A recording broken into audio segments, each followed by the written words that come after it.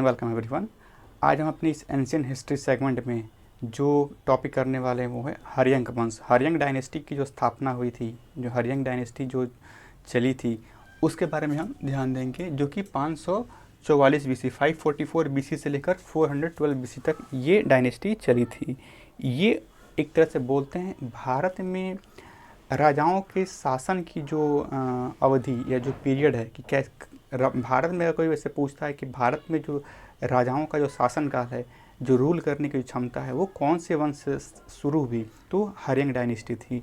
वैसे देखा जाए तो इतिहास के हिसाब से जो हमारे ग्रंथ है, रामायण या महाभारत, इसके हिसाब से पहले भी राजा हुआ करते थे, बट उनका कोई साक्ष्य या कुछ का कोई प्रूफ नहीं माना था। ये बस एक काल्पनिक कहानी, कुछ लोग उसे काल्पनिक कहानियाँ मानते हैं, कुछ लोग सत्य भी मानते हैं। पर कुछ एविडेंस जो मिले हैं कि जिनसे कहा जाता है कि भारत में पहली बार जो किसी वंश की स्थापना हुई कि हाँ इस साम्राज्य, इस वंश के लोग ही शासन करेंगे, तो पहला जो वंश स्थापना हुई, जो पहली डायनेस्टी इस्टेब्लिश हुई, वो थी हर्यंक डायनेस्टी। इसका जो स्थापना हुई, जो उसका पहले जो राजा थे हर्यंक डायनेस्टी के, वो थे बिम्बिसार। बिम्बिसार ने इस हर्यंक डायनेस्टी को इस्टेब्लिश किया, इसकी स्थापना करी। इनको इतिहास में एक और नाम से जाना जाता है, वह है श्रोनिक के नाम से, श्रोनिक जिसे बोलते हैं, श्रोनिका के नाम से जाना जाता है। इनका जो रेन है वो 544 BC से लेकर 492 BC, मतलब 544 BC से 492 BC तक इनका चला। ये जो टेनियर है, जो इनका अवधि है, जो डेट्स हैं, ये एग्जैक्ट डेट्स नहीं है, ये अनुमानित डेट हैं, ये एक्सपेक्टेड डेट। ऐसा माना जाता है कि इस ड्यूरेशन में इनका शासन रहा होगा, क्योंकि इतिहास में भी इसके साक्ष्य मिले हैं, इसके प्रूफ मिले हैं कि हाँ इन्होंने राज किया था या इन्होंने इसकी स्थापना करी है। पर कब से कब करी है उसका फुल प्रूफ, कोई एविडेंस, डेट्स नहीं मिले हैं।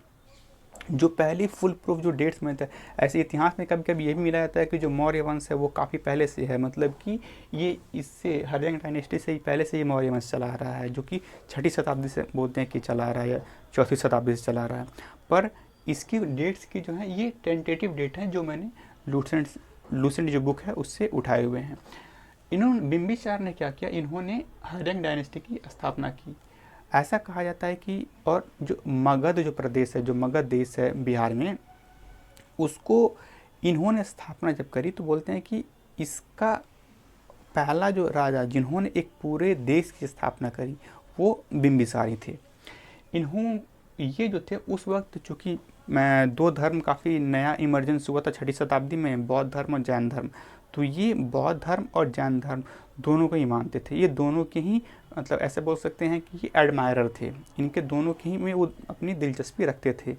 यह इंडिया के, भारत के पहले राजा बने जिन्होंने मैट्रिमोनियल अलाइंसेस, मतलब कि शादी करके, जो बोलते हैं ना कि आपसी समझौता बढ़ाना और अपनी जो क्षेत्र को बढ़ाना, इन्होंने इस पॉलिसी को अपनाया था। मतलब मैट्रिमोनियल अलाइंसेस के तौर पे इन्होंने अपने राज्य को काफ़ी ज़्यादा बड़ा किया था।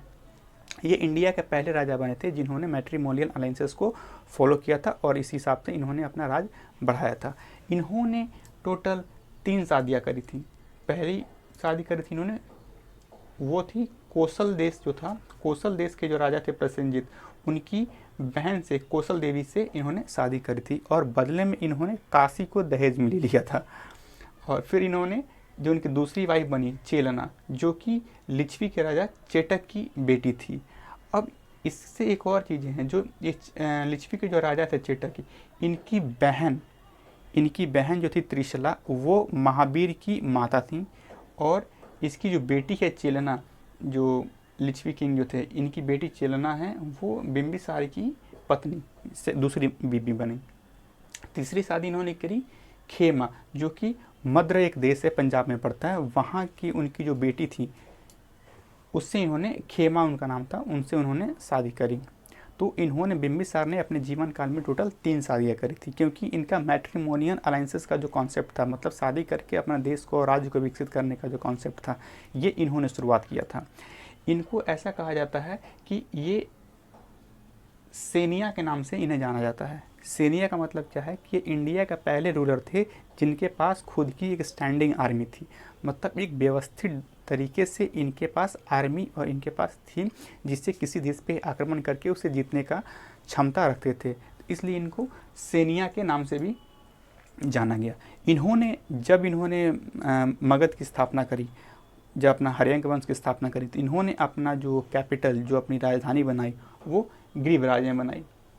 और इन्होंने ही बिहार की जो राजगीर सिटी है, राजगीर शहर है, उसकी स्थापना इन्होंने ही करी थी। ऐसा कहा जाता था कि इनकी जो थी दुश्मनी थी ना, वो अवंती के जो राजा थे प्रद्योत, इनसे इनकी काफ़ी दुश्मनी थी और इनकी लड़ाइयाँ भी हुई थी, पर बाद में चल के ये दोनों काफ़ी अच्छे दोस्त बन गए थे। तो जो अवंती के जो राजा प्रसेनजीत थे, उनको जॉन्डिस हुआ, जब वो बीमार पड़े, तो बिंबिसार ने अपने शाही जो फिजिशियन, रॉयल फिजिशियन, जो शाही जो वैद्य थे, उसको उन्होंने जिनका नाम था जीविका को, जो शाही वैद्य रॉयल फिजिशियन थे, उसको उन्होंने उज्जैन भेजा था इनके अवंती के राजा प्रद्योत के ट्रीटमेंट के लिए, उनके उपचार के लिए उन्होंने अपने शाही वैद्य जीविका को उज्जैन भेजा था। फिर इसके जो सक्सेसर हुआ, जो इसका बेटा हुआ, वो था अजातशत्रु। अजातशत्रु को इतिहास में कुनिका के नाम से भी जानते हैं, कुनिका। इसने क्या, अजातशत्रु था वो काफ़ी, उसकी aggressive blood and war type की पॉलिसी थी। मतलब ये सिर्फ मतलब कि वॉर करना चाहता था। ये अलग से इनके पिता थे, इन्होंने क्या किया था कि शादी संबंध करके, संबंध के माध्यम से अपना क्षेत्र बढ़ाना चाहते थे। पर जो इनका बेटा अजातशत्रु था, वो एग्रेसिव पॉलिसी थी, वो लड़ाई करके और युद्ध जीत करके अपना साम्राज्य बढ़ाना चाहता था। इसलिए क्या किया, दोनों के डिफरेंसेस की वजह से इसने अपने पिता, जो इसके बाप थे, जो राजा बिंबिसार, इसकी इन्होंने हत्या कर दी।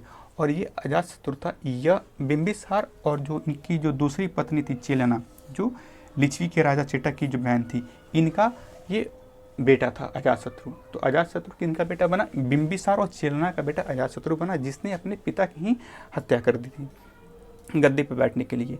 इसने अपने जीवन काल में 2 प्रमुख कार्य किए हैं। पहला इसने किया है कि इसने जो राजगिरी का जो दुर्ग है, फोर्ट ऑफ राजगीर, और जो जल दुर्गा है, इस 2 फोर्ट की इसने स्थापना करी थी। जो ये जो जल दुर्गा का फोर्ट है, वो पताली गांव में पड़ता है, गंगा नदी के किनारे पड़ता है। तो यहाँ पे इसने 2 काम किया कि एक फोर्ट ऑफ राजगीर और जल दुर्गा, इन दोनों की स्थापना इसने करी। और 483 BC में जब गौतम बुद्ध की मृत्यु हुई, तो अजातशत्रु ने पहला बुद्धिस्ट काउंसिल, जो पहला बौद्ध संघ हुआ था, उसकी इसने ऑर्गेनाइज करवाया था। जो वो कहाँ कराया था, राजगिरी में।